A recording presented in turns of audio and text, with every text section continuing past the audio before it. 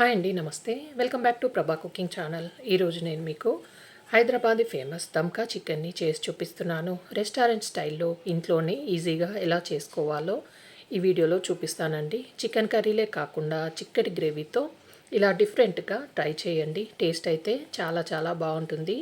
దమ్కా చికెన్ని ఇప్పుడు ఎలా చేయాలో చూద్దాం. ముందుగా ఫ్రైడ్ ఆనియన్స్ని వేయించుకొని తీసుకోవాలి. 4-5 టేబుల్ స్పూన్ల వరకు ఆయిల్ వేసుకొని ఇక నేను 3 పెద్ద సైజు ఉల్లిపాయల్ని ఇలా సన్నగా పొడుగ్గా కట్ చేసుకొని ఆయిల్లోకి వేసుకొని ఇలా గోల్డెన్ బ్రౌన్ కలర్ వచ్చేంత వరకు వేయించండి. ఇలా వేగిన తర్వాత వీటిని తీసి ప్లేట్లోకి వేసుకొని పక్కన పెట్టుకోవాలి. ఇక నేను 1 కేజీ చికెన్ శుభ్రంగా కడిగి తీసుకున్నాను. మీడియం సైజులో ముక్కలు కట్ చేసి తీసుకున్నానండి. ఇందులోకి రుచికి సరిపడా ఉప్పుని, అలాగే మంచి కలర్ కోసం ఇక్కడ 1 టేబుల్ స్పూన్ వరకు కాశ్మీరీ రెడ్ చిల్లీ పౌడర్ని వేసుకుంటున్నాను.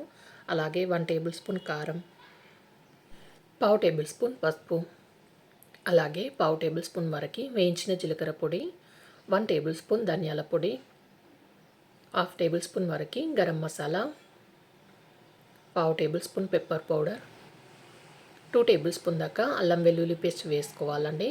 ఇప్పుడు ఈ కర్రీలోకి పేస్ట్ని ప్రిపేర్ చేసుకుందాం. 2 టేబుల్ స్పూన్ ఎండు కొబ్బరి ముక్కలు, 4-5 పచ్చిమిరపకాయలు, అలాగే 7-8 దాకా కాజులని మిక్సీ జార్లోకి వేసుకొని ముందుగా గ్రైండ్ చేసి తర్వాత నీళ్లు పోసి మెత్తగా పేస్ట్ చేసుకొని చికెన్లోకి వేసుకోవాలి. ఈ పేస్ట్ వల్ల కర్రీకి మంచి టేస్ట్తో పాటు గ్రేవీ కూడా వస్తుందండి.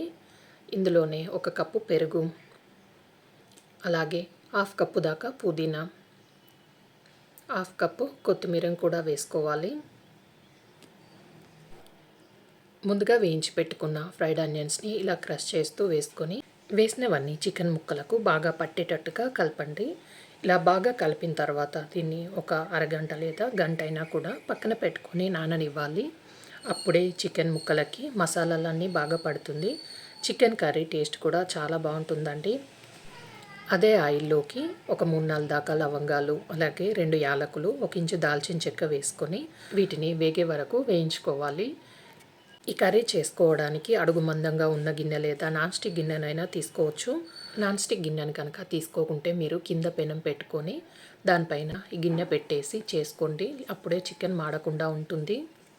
ఒకసారి అంతా బాగా కలిసేలా కలిపి ఇప్పుడు మూత పెట్టేసి లో ఫ్లేమ్లో ఒక అరగంట పాటు దమ్ చేసుకోవాలి. ఒక అరగంట తర్వాత మూత తీసి చూపిస్తున్నాను. చూడండి, ఆయిల్ పైకి తేలి చిక్కటి గ్రేవీతో కర్రీ రెడీ అయిపోయింది. దీన్ని నాన్స్లోకి, చపాతీల్లోకి తినొచ్చండి. ఇలా ఒకసారి తప్పకుండా ట్రై చేయండి. ఈ వీడియోకి లైక్ చేయండి, షేర్ చేయండి, సబ్స్క్రైబ్ చేయండి. Thanks for watching.